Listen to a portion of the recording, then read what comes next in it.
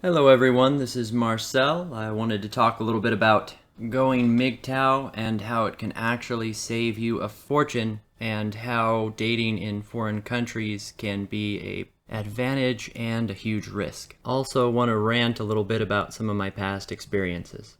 The first time I realized I was being manipulated and how money became a factor in how I was being manipulated was in high school. Actually, I believe my second year of high school.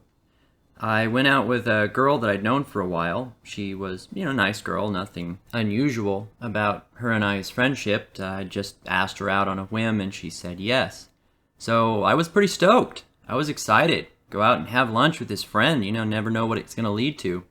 And she waited until we walked into the restaurant and sat down at a table to tell me that she had sat at that same spot with her boyfriend not even a week prior.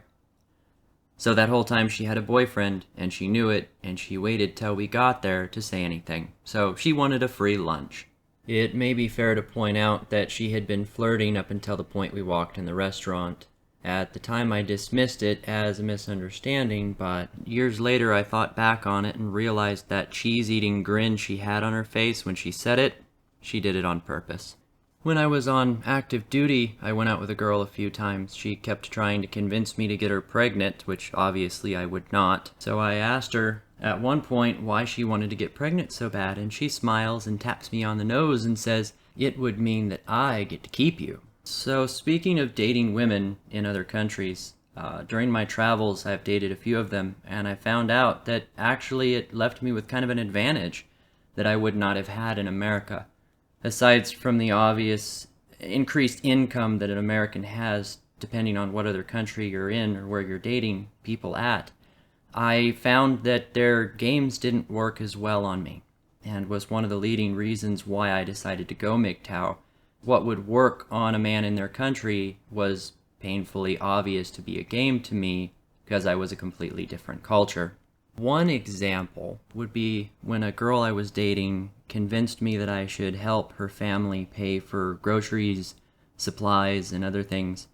And her reasoning for it was that I needed to help support her family because that was their culture.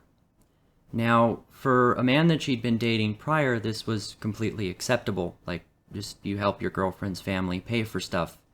But for me, that's unusual. I don't ever pay for my girlfriend's family's stuff. It just doesn't make sense.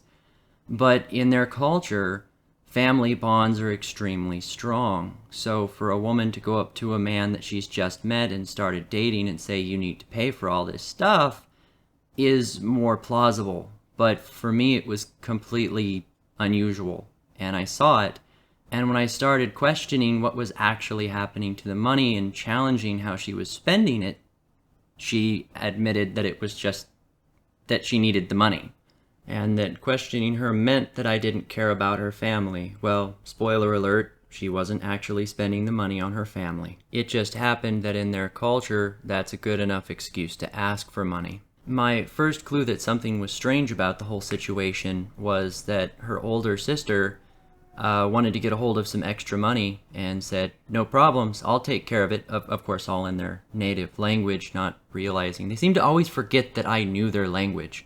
Hey, there's a tip for any blue pill men out there that still want to date and plan on dating foreign women.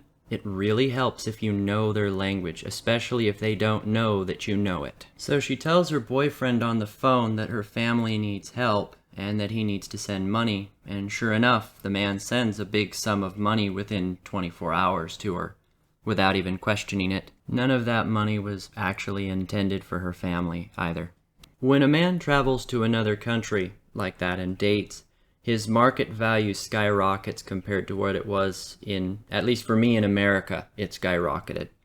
But you also become the biggest mark in the room, and people that don't actually have your best interests in heart will latch onto you really quickly. And for me, as a beta male in the US, I really didn't have many defenses against that kind of attention. I wasn't accustomed to it. I didn't know how to handle it.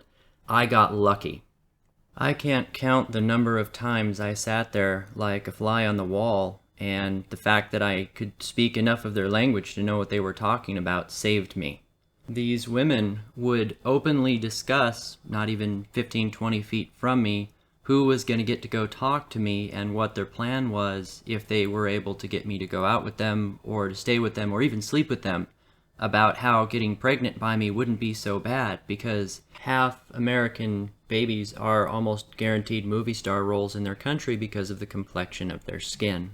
Breaking down how much money they expected they could get out of me if they were pregnant or had kids with me, and how they could support their family with that kind of money. Not to mention getting married and getting a visa. You can't make this shit up. One day I stepped back and realized that it wasn't just women in other countries that were doing this to me, this kind of manipulation, that it was all of them. Basically, every woman that I had been around, dated, or interacted with had used the same exact games on me.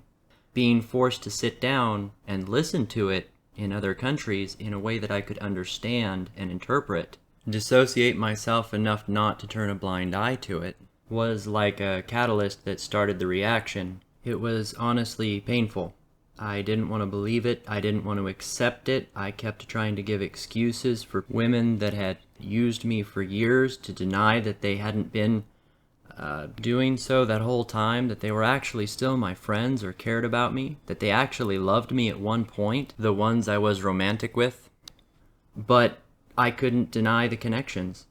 I couldn't ignore that I had seen the same patterns of behavior in the women here in America. Finally, I tested it. I cut off the resources and the entertainment I was providing to my friends, and I readjusted the way I handled dating. By simply not paying for everything or suggesting less expensive or even Dutch options for hanging out with people, I lost about 90% of my female friends. Looking back on it, I really don't think I lost any male friends though. Granted, I don't date males, so that may have made a difference. But considering that the women that left were friend-zoning me regardless, it shouldn't have. As a summary, dating foreign women, or foreign people for that matter, is a double-edged sword. Be sure to wield it in your favor. And for dating in general, keep your relationships and your friendships balanced.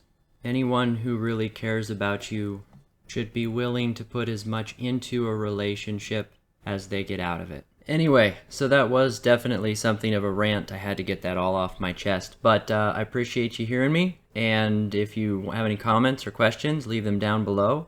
And if you want to hear more, like and subscribe.